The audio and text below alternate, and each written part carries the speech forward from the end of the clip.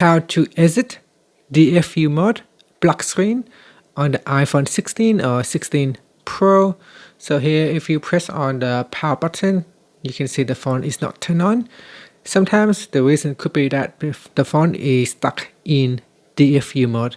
If that happens to you, give this a try. Press on the volume up and quickly release, volume down and release, then press and hold on the side button. So let's do it now. Volume up, volume down, and then press and hold on the side button until you see it shows the Apple logo appear on the screen. So continue to hold.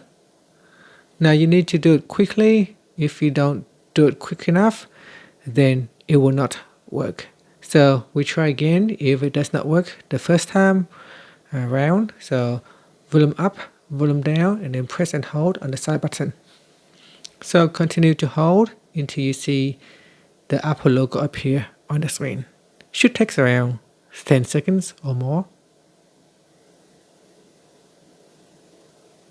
There you go. Once you see the Apple logo appear on the screen, you can let go of all the buttons. And that's it. Thank you for watching this video. If you find it helpful, please like and subscribe to my channel for more videos. Okay, and here we go. And that's it. Thank you for watching.